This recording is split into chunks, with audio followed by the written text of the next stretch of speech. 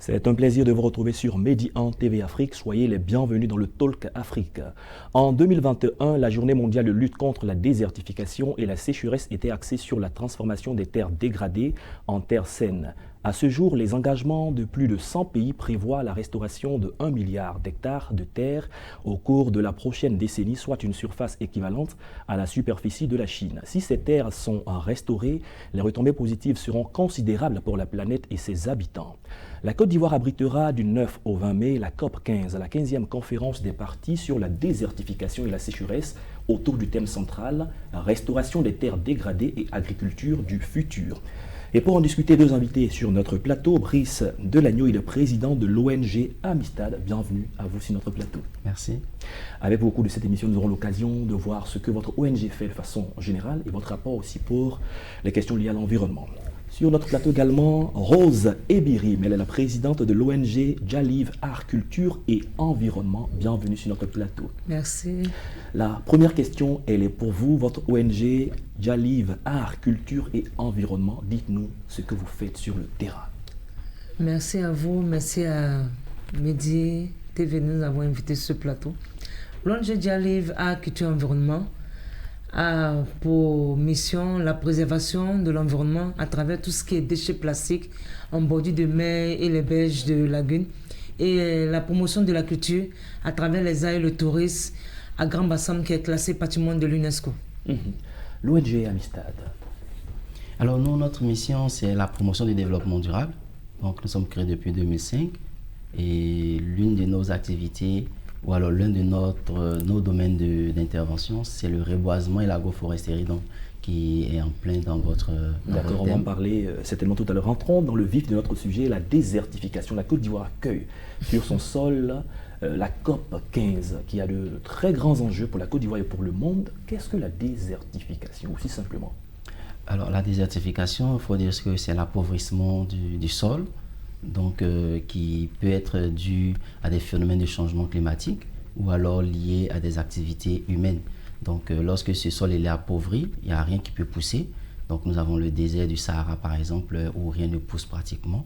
Donc voici ce qu'on peut dire très simplement sur la question de la désertification. D'accord, quand on parle souvent de la Côte d'Ivoire en tant qu'un pays forestier aujourd'hui, la Côte d'Ivoire, exprime l'expression, est pratiquement l'ombre d'elle-même. On se rend compte qu'il n'y a pratiquement plus de forêt en Côte d'Ivoire. Il y a beaucoup d'initiatives qui sont menées dans ce sens. Au niveau de votre ONG, comment est-ce que vous vous sentez touché et concerné quand il y a la déforestation dans notre pays?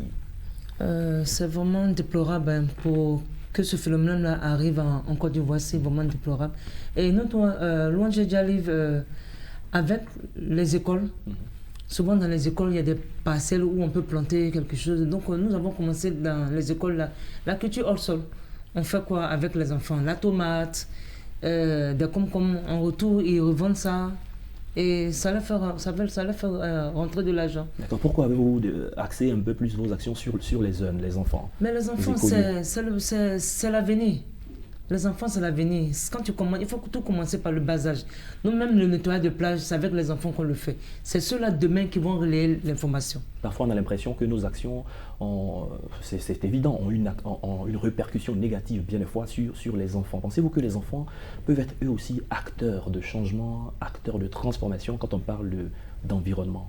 Moi, je pense, parce que en Afrique, quand vous êtes à bas âge, quand vous êtes au primaire, vous accompagnez les parents au champ. Mais c'est parce que les parents veulent vous inculquer la protection de l'environnement, les plantes médicinales, etc. Donc les enfants ont un rôle à jouer, mais il faut que nous, qui sommes les aînés, nous puissions donc les encourager. Nous, au niveau de notre organisation, nous avons un club d'éco-citoyenneté que nous mettons en place dans les écoles, donc qui permet donc d'éduquer les enfants sur la protection de l'environnement, mais en même temps de leur montrer la nécessité eux-mêmes d'être des acteurs. Donc aujourd'hui à Abidjan, on va passer bientôt à 5 écoles qui vont accueillir ce programme. Donc les enfants, moi je pense que c'est très important de les impliquer dès le bas âge, de leur faire comprendre la nécessité, mais en même temps aussi il faut qu'on soit des bons modèles, parce que très souvent nous ne sommes pas des bons modèles et nous disons des choses à nos enfants, mais ce n'est pas ces choses-là que nous faisons. Et donc nous on aimerait quand même que ce que nous disons soit ce que nous faisons. D'accord, parlons maintenant toujours de la forêt, la question de la forêt ou la déforestation. Le ministère, on dira le gouvernement ivoirien a beaucoup d'initiatives et les ONG accompagnent à travers donc des moments de planting d'arbres. Chaque année, il y a des millions d'arbres qui sont plantés, mais bien des fois, le suivi pose problème. On pose une action ponctuelle aujourd'hui, et parfois, par la suite, on n'a plus la suite. À votre niveau, quel est votre avis sur l'évolution des choses? Sur le planting d'arbres, avec le maire de la commune de Grand Bassam, avec le maire de la... comment s'appelle Monsieur Dombaye, nous avons fait des plantings d'arbres à Bassam. Mais avec l'ex-ministre, oui. Oui, nous suivons, nous arrosons, parce que chaque arbre a un nom. Moi, comme ça, mon arbre porte mon nom, donc chaque 2 semaines, oui, chaque semaine, je vais planter mon arbre. Vous êtes tenu de veiller sur sa croissance. Mais bien sûr, donc il faut que chacun, que ça soit une prise de conscience pour chacun. Moi, je le fais, mon confrère peut le faire, vous pouvez le faire, et ensemble, on peut le faire, on peut y arriver. Généralement, quand on parle de désertification, beaucoup de personnes regardent beaucoup plus vers le Sahel. Est-ce que la Côte d'Ivoire, les pays côtiers, sont aussi menacés par la désertification? Oui, alors nous sommes menacés, peut-être pas par la désertification en tant que telle, mais par la dégradation des sols. Parce que si je prends par exemple la boucle du cacao, avant la boucle du cacao se retrouvait à l'est, et aujourd'hui la boucle s'est déplacée pour aller à l'ouest. C'est parce que les terres qui sont à l'est sont devenues moins productives. Quand vous regardez un peu dans le nord, tout le monde descend pour venir donc faire les cultures dans le sud. Mais c'est parce que les terres se sont appauvries. Mais pourquoi les terres se sont appauvries? Il y a un élément que nous oublions très souvent. Aujourd'hui, la question de la rareté de la main-d'œuvre pousse nos parents à utiliser beaucoup de pesticides. Mais quand vous utilisez des pesticides pour nettoyer sur une parcelle parce que vous voulez planter, parce que vous n'avez pas la force nécessaire, mais vous tuez tout ce qu'il y a comme micro-organismes. Mais en réalité, ce sont ces micro-organismes-là, lorsqu'ils meurent, lorsqu'ils mangent les feuilles, créent tout ce qu'il y a comme humus et puis qui enrichit le sol. Mais quand on utilise tous ces pesticides, on ne fait qu'à continuer à appauvrir. Et puis après, il y a le phénomène du déboisement qui arrive. Donc vous coupez des arbres que vous ne replantez pas. Vous avez aujourd'hui l'urbanisation aujourd'hui qui fait que vous avez des villes aujourd'hui qui ont perdu des massifs forestiers. N'allons pas loin. Quand vous regardez Abidjan, aujourd'hui, quand vous prenez entre Cocody et Bingerville, toute cette palmeraie avant, c'était des forêts. Mais aujourd'hui, c'est fini. Ça donne lieu à des promotions immobilières et vous allez à l'intérieur du pays, ici, partout. Donc, sur la question, je pense que chacun a sa responsabilité, mais nous ne percevons peut-être pas bien ces choses parce que nous sommes en ville, mais nous qui avons l'habitude de travailler avec les communautés dans les villages, nous comprenons. Récemment, nous avons finalisé un projet avec un grand agro-industriel dans plusieurs localités, mais c'était quoi l'idée? L'idée, c'était de montrer, par exemple, aux femmes, comment est-ce qu'elles peuvent s'engager sur la question de l'agroforesterie. Il faut leur expliquer ce que c'est. Elles ont fait des pépinières de plants forestiers, elles ont fait des germoirs pour faire des cultures maraîchères. Aujourd'hui, elles ont leurs parcelles. L'agro-industriel a décidé de ne plus étendre ses plantations, ce qui est une très bonne chose. Ensuite, les espaces qui sont dégradés sur son périmètre, l'agro-industriel a décidé de les préserver, mais de les mettre à la disposition de la communauté. Et ça, c'est un très bel exemple. Donc aujourd'hui, beaucoup ont pris conscience de la nécessité de protéger les terres, de protéger les forêts. Mais en même temps, il faut que derrière, il y ait une politique qui accompagne, qui encourage. Parce qu'aujourd'hui, pourquoi on vous demande de ne pas couper des arbres alors que vous coupez des arbres parce que vous avez besoin de produire beaucoup?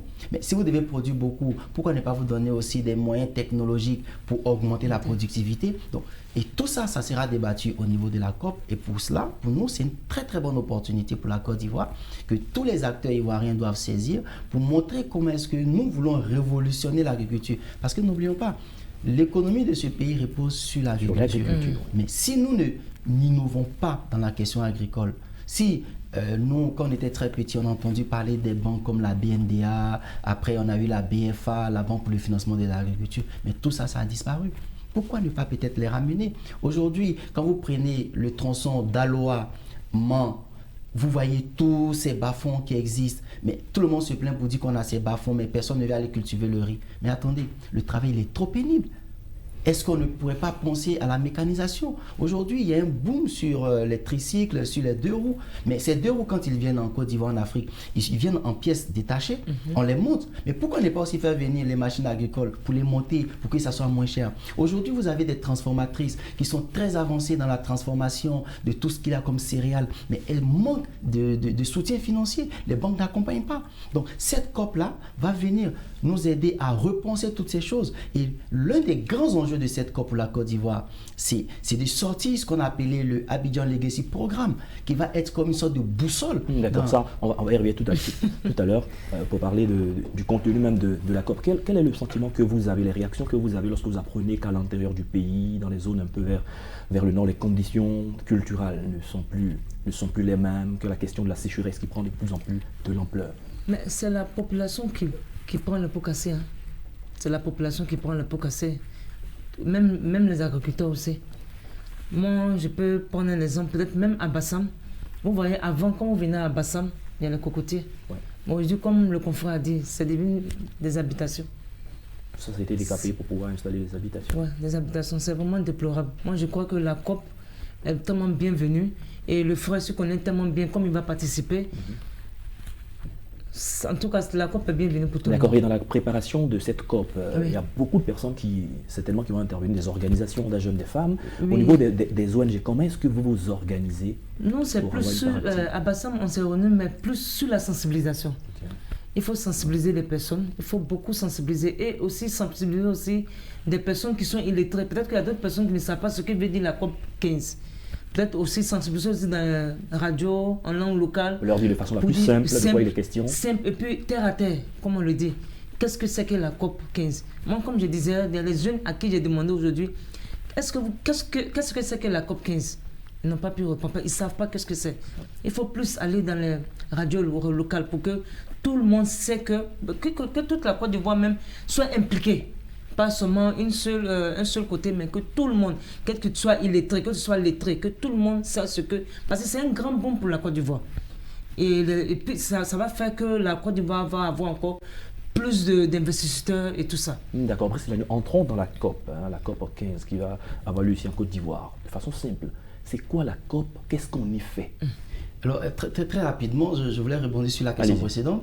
Alors, il faut savoir comment est-ce qu'on se prépare pour cette COP. Il faut dire que les Ivoiriens se sont organisés, donc avec l'appui du PNUD et de la Suède, il y a eu des consultations. Le PNUD a organisé des consultations, le Programme des Nations Unies en Côte d'Ivoire a organisé des consultations avec le secteur privé, avec les femmes, avec les jeunes, l'administration, avec les médias, les journalistes, les blogueurs.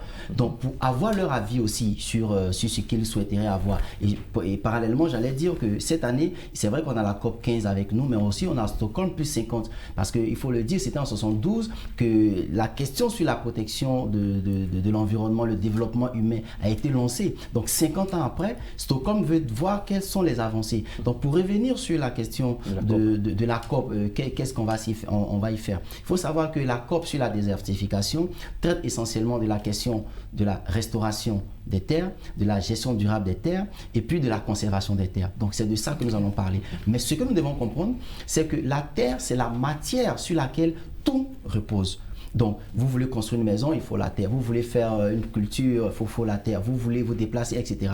Donc, il est important pour nous de voir quels sont les éléments qui entrent en ligne de compte. Et c'est pour cela que dans le programme de la COP, il y a plusieurs démembrement. Quand je prends par exemple le caucus des femmes qui sera présidé par Madame la Première Dame Dominique Ouattara, c'est une très belle opportunité. Elle va se retrouver avec ses autres consoeurs Premières Dames pour discuter un peu de comment est-ce qu'on peut mettre les femmes au cœur de la question de la gestion durable des terres. Il ne faut pas oublier qu'au village, les femmes travaillent beaucoup plus que les hommes. Ça, il faut le savoir. On aura par exemple le forum des jeunes où des jeunes vont venir. On a aujourd'hui en Côte d'Ivoire des jeunes comme William Oulaï, Daniel Oulaï, pardon, qui est très très bien versé dans tout ce qui est grénothèque et tout ça. Donc c'est des jeunes aujourd'hui qui vont venir pour parler un peu de leur façon de penser. Il a créé une banque de semences. Okay, parce qu'il veut préserver les semences. Ensuite, vous avez des jeunes qui sont dans l'innovation, qui font du drone. On a WeFly qui essaie de vérifier ou bien de surveiller les parcelles avec des drones. Donc, il y a la technologie qui va intervenir. Et puis, il y a aussi le forum, le Business Forum, qui aussi intéresse le secteur privé. N'oublions pas, on a des grandes banques qui vont venir. Il y a la Banque des femmes qui sera là. Il y a des Kenyans qui vont venir. Il y a la Banque d'investissement de l'Europe qui sera là. Donc, il y a beaucoup qui veulent comprendre. Et puis, on a les grands chocolatiers qui vont venir. Parce que n'oublions pas aussi qu'on produit du cacao. Donc, les chocolatiers sont intéressés pour venir. Et puis il y a aussi le One Planet Summit qui aussi va se préparer parce que le chef de l'État ivoirien a invité aussi des homologues. Donc par exemple, Sa Majesté le roi du Maroc sera présent. Donc ils vont discuter. Et vous voyez qu'à chaque niveau, on se rend compte que chacun a une contribution. Et ça, c'est une opportunité pour la Côte d'Ivoire. Sur la question de la société civile, c'est très organisé. Nous avons contribué aux consultations du PNUD. Nous avons donné nos avis. Mais il y a aussi, quand je prends par exemple Jeunes Volontaires pour l'Environnement en Côte d'Ivoire, qui pilote aussi avec la société civile et puis d'autres collègues, qui pilotent aussi des consultations, qui pilotent aussi des préparatifs. C'est pour vous dire que nous n'allons pas rester en marge. Nous avons des actions que nous menons sur le terrain. Nous pensons que ces actions méritent d'avoir le soutien de la volonté politique. Mais attention, parce que je vais vous faire une confidence. Lorsque nous partons dans les différentes rencontres internationales, lorsque nous parlons de COP, parce qu'il n'y a pas que la COP 15, nous avons la COP sur la désertification qui est la COP 15, nous avons la COP sur la biodiversité et puis il y a aussi la COP sur le climat. Mais généralement, il y a quelque chose par lequel souvent nous sommes abusés, permettez-moi l'expression, c'est le thème financement. Parce que quand on va pour dire on veut du financement. Et les pays développés qui polluent le plus, parce que franchement, vous et moi, nous ne mangeons pas du chocolat, mais c'est nous qui produisons le cacao. Et ces pays-là viennent pour nous dire, ces industriels viennent pour nous dire, ben, écoutez, comme ils veulent de l'argent, promettons-leur du financement. Et puis on occulte d'une certaine manière toutes les réalités. Mais non, quand je prends la question des pesticides aujourd'hui, il faut qu'on regarde. Quand vous prenez l'Est de la Côte d'Ivoire, les pesticides qui sont utilisés dans l'Est de la Côte d'Ivoire viennent en majorité du Ghana. Mais ce sont des pesticides qui ne sont pas homologués en Côte d'Ivoire. Comment on arrive à freiner ce phénomène, par exemple? Parce que quand vous utilisez les pesticides, comme je l'ai dit, vous tuez tout ce qui est organisme vivant. Et ça accélère l'appauvrissement du sol. Donc, il y a des éléments clés sur lesquels nous devons travailler. D'accord, très bien. Alors Rose, nous imaginons qu'il y aura beaucoup d'activités connexes autour de la COP. Il y a les grandes discussions qui vont se faire, les ONG vont intervenir, mais aussi des activités touristiques. Vous qui venez de Grand Bassam, comment est-ce que cette ville historique se prépare? Vous n'êtes pas l'ambassadrice forcément du tourisme, mais en tant qu'acteur des ONG, j'imagine qu'il y a des activités pour nettoyer les plages, pour que les plages soient... Si on a, moi je dis toujours, c'est avec les enfants que je commence, avec les enfants, et on a nos collaborateurs IS Communication et GAFAM CI, qui est un groupement de femmes. Avec ces femmes-là, nous allons rendre Bassam propre pour accueillir cette COP 15. Parce que tout est en main d'œuvre. Je crois que je vais croiser le socio-culturel. Demain, on a rendez-vous même pour ça. Et on va échanger. Et on va voir, en sortie de cette discussion, qu'est-ce qu'on va faire pour Grand Bassam. D'accord. Tout à l'heure, il parlait de la prise de conscience, du moins du rôle des femmes. Oui. Le rôle des femmes sera mis en lumière dans cette COP. Vous qui êtes une femme, qui conduisez aussi des femmes, quel est le rôle qu'on attendrait vraiment de vous? Parce que vous êtes à la tâche, vous êtes dans les champs, vous êtes à la fourche et enfin, juste dans tout le trajet par rapport à l'alimentation. Tout ce qu'on demande aux femmes, que les femmes soient présentes. Et puis que quand une femme parle, comme on dit, quand une femme parle, l'homme écoute. Que les femmes sensibilisent. Elles sensibilisent autour d'elles. Leur voix porte. Oui, leur voix porte. En tout cas, leur voix porte. Quand une femme est devant, en tout cas, tout se passe bien. Donc, que les femmes sensibilisent autour d'elles. Même quand elles sont dans leurs ONG, il y a plein de ONG des femmes à Grand Bassam. Il y a comment ça s'appelle? Sans forcément citer les noms. Ok. Oui. Sinon, elles sont prêtes. Elles sont en train de mettre une structure en place pour s'occuper de tout ce qui est tourisme, environnement, autour de ça. D'accord. Tout le monde ne sera peut-être pas à la COP. Tout à l'heure, il nous parlait un peu du lobbying, comment ça se fait. Mais est-ce que vous avez le sentiment que vos discours, vos attentes seront bien portées lors de cette parce que COP? cette dame, quand on va envoyer, c'est une dame qui a la voix qui porte. Elle va défendre les femmes. D'accord, Brice. Apparemment, ce n'est pas la voix seule qui doit porter là-bas. Il y a le lobbying. Oui, il y a le lobbying. Et puis aujourd'hui, il y a des acteurs clés qui sont assez importants dans ce mécanisme. Ce sont les acteurs du développement local. Donc les élus, les maires, les présidents de conseil et puis les districts aujourd'hui. Aujourd'hui, Amistad travaille avec 5 districts pour préparer donc leur participation à la COP. Nous avons travaillé sur l'élaboration de plusieurs fiches de projet. Nous avons obtenu tenir des rendez-vous pour des maires, pour des présidents de conseil régional, pour des ministres, des gouverneurs, pour discuter et pour montrer aussi les opportunités qui se présentent dans leur localité, mais aussi les défis. Quand je prends la question de la mécanisation, de la technologie aujourd'hui, c'est très important. Donc, pour nous, il faut saisir ces opportunités-là et présenter ces opportunités comme étant l'engagement par lequel nous allons faire le changement de paradigme. Et quand je reviens sur le Abidjan Legacy Programme, c'est un outil qui va nous aider à accélérer tous les instruments légaux qui ont déjà été pris. Quand je parle du code forestier, du code de l'environnement, quand je parle du plan national de développement. Donc, c'est des éléments qui vont nous aider à pouvoir repenser ou alors arrimer notre politique aux objectifs de préservation des terres ou alors de restauration des terres dégradées. Et moi, aujourd'hui, je suis très content parce que la plupart des élus locaux manifestent l'intérêt d'y participer. Nous les accompagnons tant dans l'inscription que l'obtention de rendez-vous. Mais en même temps, il y a aussi des visites de terrain qui vont se faire avec des autorités, avec des ambassadeurs, avec des chefs d'État, avec des bailleurs de fonds. Donc, c'est pour vous dire combien nous avons la chance d'accueillir un tel événement, mais en même temps, combien nous nous préparons à capter toutes les opportunités qui vont s'offrir à nous. D'accord, on parle d'agriculture du futur, mais on s'imagine que cette agriculture-là doit être débarrassée de tout ce qui est sachets plastiques, alors que vous faites une lutte acharnée contre tout ce qui est sachets plastiques. Quelles sont les conséquences de ces sachets plastiques à la fois sur nos plages, mais qui se retrouvent parfois aussi dans nos différentes plantations?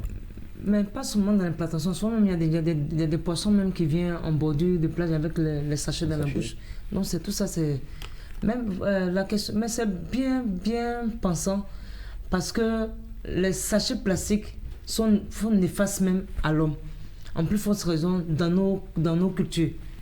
Donc moi je dis non, toujours c'est mon combat ça, je dis non aux déchets plastiques, non parce que c'est néfaste même pour la santé. Est-ce que votre sensibilisation, elle passe? On sait qu'il y a un projet de loi une loi qui a été adoptée sur la non-utilisation, même la non-production des sachets plastiques. La mise en application est très très difficile et la prolifération continue toujours. Quelle est votre stratégie pour amener à la fois les riverains, ceux qui vous écoutent, à prendre en considération les dangers qui sont liés à tout ça?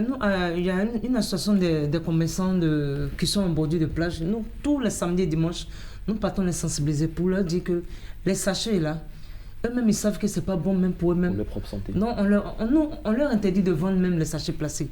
Il y a les bouteilles qui sont là, qui sont recyclables. Pourquoi pas? Mais elles ont compris. Non, ça veut dire que notre sensibilisation a porté.